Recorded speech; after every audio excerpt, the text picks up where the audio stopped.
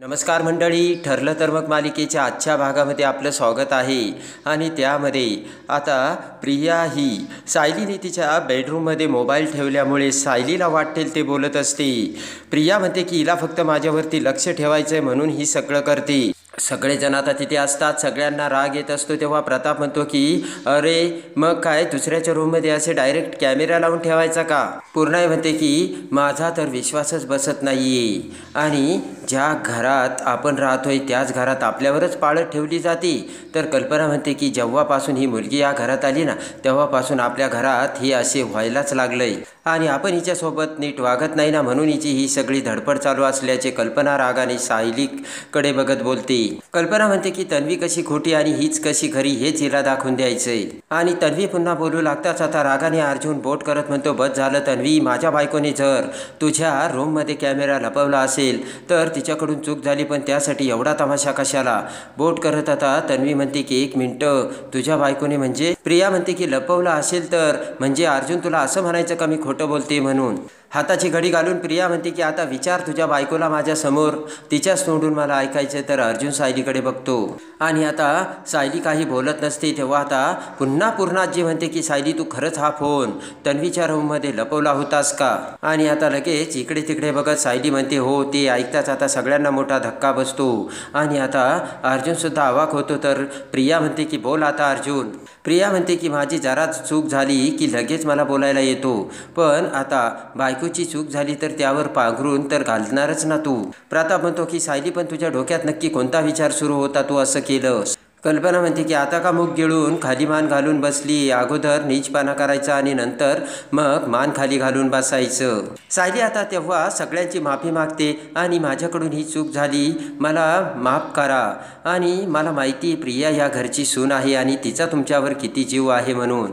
सायली म्हणते पण आई तिच्या वागण्यामध्ये खरेपणा नाहीये, तुम्हाला हे कळत नाही. सायली म्हणते ती तुम्हालाही फसवते आणि आम्हालाही फसवते आणि याच गोष्टीचे काही पुरावे हवे म्हणून या गोष्टीसाठी मी मोबाईल हा बेडरूममध्ये लपून ठेवला होता असे सायली बोलते. कल्पना म्हणते बस झालं, मला तर आता हे ऐकवतच नाहीये. तर राग येऊन प्रिया म्हणते म्हणजे मी आईबाबांना फसवते असं तुला म्हणायचंय का? रागाने प्रिया म्हणते स्वतःला चांगलं सिद्ध करायचं आणि त्यासाठी तू मला वाईट ठरवायला निघालीस, तुला हे असं करता तरी कसं येतं सायली? आणि तेवढ्यात आता मोठा आवाज करून अश्विन म्हणतो की जो मान जे प्रेम तन्वीला या घरात मिळतं तो मान ते प्रेम हिला या घरात मिळत नाही म्हणून हे सगळं करते. आणि तेवढ्यात आता बोट करत अर्जुन म्हणतो की अश्विन गप्प राहा, तुझी बायको जो खोटेपणा करून हा मान मिळवते ना तोच मान आम्हाला आवडत नाहीये. आणि लगेच आता अश्विन म्हणतो की वा आला लगेच बायकोची बाजू घ्यायला. तर अर्जुन म्हणतो की आज माझ्या बायकोला पुरावा मिळाला नाही कारण तिने तो कॅमेरा चुकीच्या पद्धतीने ठेवला. अर्जुन म्हणतो पण ज्या दिवशी प्रिया तुझ्या विरोधात आम्हाला असा एकही पुरावा मिळेल ना त्या दिवशी मग मी गप्प राहणार नाही आणि नंतर काय होईल ना याचा तू विचार देखील करू शकत नाही प्रिया, असे अर्जुन प्रियाला बोलतो. आता प्रतापला राग येतो. प्रताप म्हणतो अर्जुन तन्वी ही सुभेदारांची सून आहे, काहीही बोलू नकोस आणि हे तू कधीच विसरू नकोस. रडतच आता प्रिया म्हणते की बघितलं का चूक तर सायलीने केली, पण ऐकून तर मलाच घ्यावं लागू राहिलंय. अश्विन म्हणतो की आता ही इथून कधी जाणार आहे काय माहिती. तर आता प्रिया म्हणते की अश्विन ती इथून कुठेच जाणार नाही, इथेच ठिय्या मांडून बसणार आहे. आणि प्रिया म्हणते की अश्विन आता आपण इथे राहण्यात काही अर्थ नाही. तर आता लगेचच पूर्णाजी म्हणते की प्रिया असं बोलू नकोस. तेव्हा आता प्रिया म्हणते की आम्ही इथे येत जाईल ना, मी तुमची काळजी घ्यायला. पूर्णाजी तुझी आई बाबांची मी काळजी घ्यायला दररोज येत जाईन, पण आता अश्विन चल आपण बाहेर कुठेही रस्त्यावर जाऊन राहू. आणि त्यानंतर आता रागाने सायलीच्या हातात मोबाईल ठेवत प्रिया म्हणते की अश्विन चल आता मला इथे अजिबात राहायचं नाही. आणि अश्विनचा हात धरून प्रिया एक एक पाऊल आता पाठीमागे जाऊ लागते. तर प्रिया विचार करते की अरे यार मला कोणीतरी थांबा आणि असं तरी म्हणा मला थांबवा नाही तर खरंच मी रस्त्यावर येईल. आणि तेवढ्यात आता कल्पना रागाने म्हणते की तन्वी थांब. तन्वी लगेच थबकते आणि पाठीमागे बघते. तर रागाने कल्पना म्हणते की ज्याने चूक केली ना त्या चुकाची शिक्षा तू कशाला भोगायचीस आणि ज्याने चूक केली त्याने घराबाहेर जायला हवं, असे कल्पना रागाने सायलीकडे बघत बोलते. त्यानंतर आता लगेच अर्जुन म्हणतो की 1 मिनिट मम्मा, तू फक्त माझ्या बायकोने मोबाईल तिच्या रूममध्ये लपवल्यामुळे हे सगळं बोलतेस, पण ज्यावेळेस तन्वी आमच्या बेडरूममध्ये येऊन स्वतः ती आमचं बोलणं लपून ऐकत होती त्यावेळेस तू का ॲक्शन घेतली नाही, असे आता अर्जुन हा कल्पनाला सांगतो. अर्जुन म्हणतो का तर ही तन्वी आहे म्हणून तिने दरवाजाला कान देऊन आमचं सगळं बोलणं ऐकण्याचा प्रयत्न केला, तरीही तू म्हणतेस की हे सगळं बरोबर आहे. आणि त्यानंतर अर्जुन म्हणतो की त्या दिवशी ब्लँकेटचा जो गोंधळ झाला होता ना, तो सुद्धा मला माहिती यात प्रियानेच घातला होता. ते ऐकून आता सगळ्यांना धक्का बसतो. अर्जुन म्हणतो त्या दिवशी तर मी तिथे नव्हतो, पण तुम्ही सगळ्यांनी तर मग तन्वीची का बाजू घेतली. आणि अर्जुन म्हणतो त्या दिवशी तर माझ्या बायकोने तन्वीच्या विरोधात पुरावासुद्धा दिला होता. तन्वीच्या हाताला काच लागली होती ते सुद्धा दाखवून दिलं होतं. आणि लगेच पूर्णाजीला ते आठवतं. पूर्णाजीने लगेच त्यावेळेस म्हटलेलं असतं तन्वी बाळ हे खरं आहे का, तर तन्वी म्हणते की पूर्णाजी मी माझ्याकडून हे चुकून घडलं, तरीसुद्धा आपण तन्वीला शिक्षा दिली नव्हती हे आता पूर्णाजीच्या लक्षात येते. अर्जुन म्हणतो की प्रियाला सगळ्या गोष्टी माफ आणि माझ्या बायकोने एक जरी चूक केली ना तर 6 महिने तुम्ही ती चूक लावून धरता. आणि हात जोडत आता सायली म्हणते की आई माझं चुकलं, मला माफ करा, पण प्रिया ना आज दिवसभर त्या खोलीत एकटीच असणार होती हे मला माहीत होती म्हणून मी फोन ठेवला. लगेच प्रताप म्हणतो की अगोदर तिच्या समोर हात जोड आणि तिला सांग पुन्हा तू चूक करणार नाहीस म्हणून. तेव्हा पुन्हा अर्जुन रागाने प्रतापकडे बघतो. सायली जाऊ लागते तेवढ्यात अर्जुन सायलीला थांबवतो आणि म्हणतो की नाही मिसेस सायली, चूक तेव्हाच होते जेव्हा एखाद्या चांगल्या व्यक्तीवरती आरोप केला जातो. अर्जुन म्हणतो की आज मिसेस सायलीकडून जे काही झालं तो फक्त एक इन्सिडेंट होता आणि तन्वीचा खरा चेहरा तुमच्या समोर आणायचा होता म्हणून तिच्याकडून हे घडलं. आणि लगेच आता अर्जुन म्हणतो की ज्या व्यक्तींबद्दल आदर आहे त्यांची माफी मागितली तरी चालेल, पण माझी बायको तन्वीची माफी मागणार नाही म्हणजे नाही, असे आता अर्जुन प्रताप पूर्ण आई कल्पनाला ठणकावून सांगतो. आणि रागाने अर्जुन सायलीचा हात धरून तेथून घेऊन जातो. आणि त्यानंतर कल्पना म्हणते बघितलं का, तर प्रताप म्हणतो की जाऊ दे, कुणीतरी पडती बाजू घ्यायलाच हवी ना, नाहीतर या घराचे 2 तुकडे व्हायला वेळ लागणार नाही.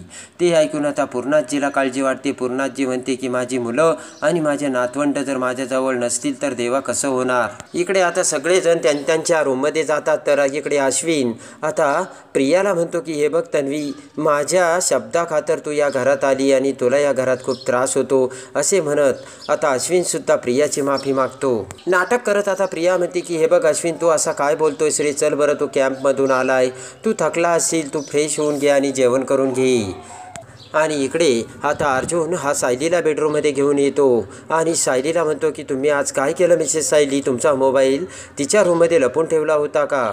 सायली म्हणते की हो, कारण आज दिवसभर प्रिया ही घरात असणार होती आणि आपल्याला साक्षीच्या विरुद्धचा पुरावा मोबाईलमध्ये रेकॉर्ड करून मिळवलेला आला असता. आणि अर्जुन म्हणतो की हे असे पुरावे व्हिडिओ दाखवून तयार होत नसतात, आपल्याला किती जरी मोठा पुरावा मिळाला असताना तरी तो आपल्याला कोर्टात दाखवावा आला नसता, असे आता अर्जुन हा सायलीला समजावतो. सायली म्हणते हे तर मला माहीतच नव्हतं. तर अर्जुन म्हणतो की ज्या गोष्टी तुम्हाला माहीत नाही ना त्या गोष्टी कशाला करायला जातात. अर्जुन म्हणतो की जेव्हा तुम्हाला हे असं करायचं होतं त्यावेळेस तुम्ही मला एका शब्दाने तरी सांगायला हवं होतं. अर्जुन म्हणतो एक तर ती तन्वी तुमच्याशी नीट वागत नाही, असं जर तुम्ही केलं तर आता तुमच्याशी कोण नीट वागेल सायली, मला सांगा ना तुम्ही. आणि त्यानंतर आता तेवढ्यात अर्जुनला फोन येतो. तर अर्जुनने सायलीसाठी कॅन्डल लाईट डिनर अरेंज केलेलं असतं, पण अर्जुन आता ते कॅन्सल करतो. अर्जुन म्हणतो की आता त्याचा काहीच उपयोग नाही. तर आता सायली म्हणते की आपण केव्हा तरी जाऊयात ना, चला मी तुमच्यासाठी जेवण बनवते. तर अर्जुन म्हणतो मला तर आता अजिबात भूक नाही. आणि सायली म्हणते की मला मान्य आहे माझी चूक झाली, पण असा तुमचा राग तुम्ही अन्नावर का काढता. इकडे आता साक्षी ही जेलमध्ये असताना पोलीस कॉन्स्टेबल तिथे येते आणि साक्षीचा चेहरा, साक्षीचे तोंड आपल्या हातात पकडते आणि म्हणते की का गं, कशाच्या आरोपाखाली तू इथे आलीस, तू खोटा भाऊ उभा केला होतास म्हणे आणि आईवरती चिखलफेक केली तू. तर आता साक्षी म्हणते की मी तुला का उत्तरं देऊ आणि तू मला विचारणारी कोण. महिपत आता जेलमध्ये आलेला असतो आणि भिंतीच्या आडून महिपत आता ते सगळे बोलणे ऐकत असतो. बोट करत आता साक्षी तिला म्हणते की आपापल्या अवकातीत राहायचं, तुझ्यासारख्या अशा 50 बायका उभ्या करीन मी. साक्षी म्हणते की माझ्या अण्णाला तू ओळखत नाही. तर आता जोराने राग घेऊन ती कॉन्स्टेबल पाण्याचा ग्लास साक्षीच्या तोंडावर मारते आणि म्हणते की तुझा बाप कोणीसुद्धा असेल पण आता इथून तुझी सुटका नाही. महिपत ते सगळं ऐकतो आणि रागाने महिपत आता थोडासा पोलीस स्टेशनच्या बाहेर येतो आणि दामिनी देशमुखला फोन लावतो. दामिनी आता महिपतचा आलेला फोन बघते आणि रागाने फोन कट करते. महिपत आता दुसऱ्यांदा फोन लावतो तर दामिनी आता दुसऱ्यांदा महिपतचा फोन कट करते. महिपतला आता राग आलेला असतो आणि लगेच आता महिपत रागाने म्हणतो की कोणत्या जन्मीचं पाप केलं होतं अशी वकिलीनबाई भेटली. इकडे आता दुसऱ्या दिवशी सायली ही किचनमध्ये येते आणि स्वयंपाक करू लागते. सायली म्हणते की विमल, आज तुम्ही काजू घातलेला मसाले भात छानपैकी तयार करा आणि पूर्णाजी आणि घरचे सगळेजण व्यवस्थित जेवतील याची काळजी घ्या. तर आता विमल म्हणते की सायलीताई, तुमच्याकडून काहीच चूक झालेली नाही आहे. इकडे पुन्हा आता महिपत हा साक्षीची भेट घेतो. साक्षीला आता दुसऱ्या रूममध्ये आणलेलं असतं तर महिपत म्हणतो की पोरी, मला आता तुझी अवस्था बघवत नाही. साक्षी म्हणते की अण्णा, पहिल्यांदा मी इथे आली आणि माणसे किती वाईट असू शकतात ना, याचा मला आता अनुभव आला. आणि लगेच आता साक्षी म्हणते की अण्णा, तुम्ही मला इथून बाहेर काढण्यासाठी काहीच प्रयत्न करत नाही आहेत का? महिपत म्हणतो, पोरी अगं 113% मी प्रयत्न करतोय. आणि इकडे आता शेवाळेने आता साक्षीसाठी बाहेरून जेवण मागवलेलं असतं. खरं तर ते महिपतने मागवलेलं असतं आणि महिपत म्हणतो की शेवाळे, माझी पोरगी आता इथे जेवण करणार आहे आणि जर इथे कोणी आलं ना, मी त्याचा मर्डरच करून टाकेन. आणि त्यानंतर आता शेवाळे म्हणतो ठीक आहे. शेवाळे आता खाण्यासाठी चमचा देऊन बाहेर लक्ष ठेवण्यासाठी निघून जातो. इकडे आता महिपत म्हणतो की पोरी, हे घे, माझ्या हाताने 2 घास खा. चमच्याने महिपत आता साक्षीला भरवतो आणि म्हणतो की किती वाढलीस तू. घरी असताना तू डाएट का काय करत होती, तेव्हा इतकी वाढली नव्हती, एवढी वाढली. साक्षी म्हणते की अण्णा, इथली लोकं खूप डेंजर आहे. पाणीसुद्धा घशाखाली जात नाही तर जेवण कशी जाणार. तेव्हा आता महिपत म्हणतो, पोरी तू काही काळजी करू नकोस, मी तुला इथून बाहेर काढण्यासाठी 113% प्रयत्न करतोय आणि तुझ्यासाठी मी जगातली सगळ्यात हुशार वकिलीनबाई आणली. तेव्हा आता साक्षीच्या जीवात जीव आलेला असतो आणि महिपत म्हणतो की जेव्हा ती इथे येईल ना, तेव्हा तिच्या प्रश्नांची बरोबर व्यवस्थित उत्तरे द्यायची आणि त्यानंतर एका आठवड्याच्या आत तू आपल्या घरी असेल. ते ऐकून आता साक्षीला आनंद झालेला असतो. इकडे आता प्रतिमा ही तिने स्वतःला कोंडून घेतलेलं असतं तर इकडे सुमन आणि नागराज हे प्रतिमाच्या दरवाजेपाशी येतात. मोठ्याने नागराज आता प्रतिमाला हाक मारू लागतो आणि म्हणतो की वहिनी, दरवाजा उघड. आणि ज्या वेळेस आपण आता कुंडीमध्ये गुलाबाची मस्तपैकी रोपटे लावली होती आणि ज्यावेळेस आपण बाहेर येऊन बघतो ती काय तिथे काटेरी फक्त वाळलेल्या फांट्या लावल्यात की काय असं प्रतिमाला दिसतं आणि ते सगळं प्रियाने केलेलं असतं. तेव्हा आता प्रिया म्हणते की आई, तू असं का करतेस? अगं इथे तर फक्त काटेरी फांट्याच आहेत. प्रतिमा म्हणते, मी तर इथे गुलाबाच्या फुलांनी भरलेलं रोपटं लावलं होतं. प्रतिमाने सांगितलेलं असतं की स्वतः बागेतून फुले गोळा करून मी इथे आणून ठेवली होती तन्वी. तेव्हा आता तन्वीने सांगितलेलं असतं की अगं आई, हा तुझ्या गोळ्यांचा साईड इफेक्ट असणार. आणि त्यानंतर आता लगेच प्रिया म्हणते की आई, अगं त्या दिवशी तू बघ ना, तुला असं वाटलं की तू उपमा केला पण तू उपमा केलाच नव्हता. त्या सगळ्या गोष्टी आठवून आता प्रतिमा रडू लागते. तर तेवढ्यात इकडे बाहेर रविराज तिथे आलेला असतो आणि तेवढ्यात आता रविराज म्हणतो की सुमन, काय झालं? रविराजला बघताच आता सुमन म्हणते, भाऊजी बघा ना, प्रतिमा वहिनी मगापासून दरवाजाच उघडत नाहीये. पटकन हातातील फाईल ठेवत रविराज हा दरवाजेपाशी जाऊन प्रतिमाला हाक मारतो आणि आता प्रतिमा खूप वेळ झाल्यानंतर आता दरवाजा उघडते. सुमन, नागराज आणि रविराज आता प्रतिमासमोर येतात. तेव्हा आता रविराज म्हणतो, प्रतिमा काय बिनसलंय तुझं? तर ते ऐकून आता सुमन म्हणते की वहिनी, म्हणजे मगापर्यंत तुम्ही अगदी व्यवस्थित होतात, पण जेव्हा तुम्हाला तन्वीचा फोन आला त्याच्यानंतर मग तन्वी तुम्हाला फोनवर जे बोलली त्याचा राग तुम्ही अजून धरून बसलात का? तेव्हा आता रविराज म्हणतो की तन्वी काय बोलली? आणि इकडे आता अश्विन हा प्रियाला घेऊन बेडरूममध्ये येतो. अश्विनला खूप राग येत असतो. अश्विन म्हणतो की हे तर लिमिटच्या पुढे गेलं.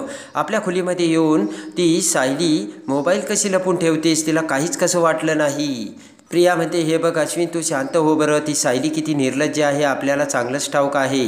त्याचा त्रास तू स्वतःला का करून घेतोयस? आणि लगेच आता प्रिया म्हणते की हे बघ अश्विन, अरे या घरातील तू एकमेव असा आहेस की तू सगळं काही करू शकतोस. प्रिया म्हणते की अश्विन, तू अगोदर शांत हो बरोबर. तू खाल्लंस का अगोदर? अश्विन म्हणतो की मला काहीच नकोय. इकडे आता सायलीने सुद्धा प्रेमाने अर्जुनसाठी ताट तयार करून आणलेलं असतं. अर्जुन म्हणतो मला भूक नाही, तर सायली म्हणते मी बघते ना तुम्हाला कशी भूक लागत नाही ते.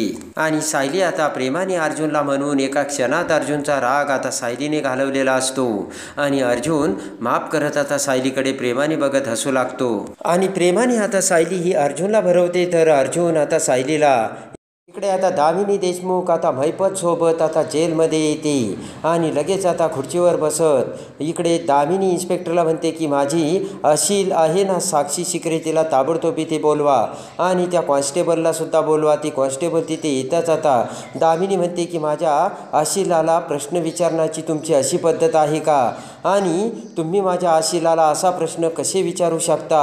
आणि आता तिची वकील दामिनी देशमुख आहे हे तुम्हाला माहिती नाही का, तेव्हा सस्पेन्शनसाठी तयार राहा.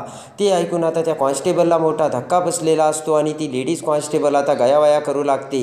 साक्षीने तिला जबरदम दिलेला असतो आणि आता दामिनीने तिची सस्पेन्शन ऑर्डर काढलेली असते. आणि आता अर्जुन हा दामिनी देशमुख समोर कशी टक्कर देणार हे बघण्यासाठी आणि ठरलं तर मग मालिकेच्या डेली अपडेटसाठी बेल नोटिफिकेशनवर क्लिक करून आपल्या चॅनलला लाईक करा, सबस्क्राईब करा.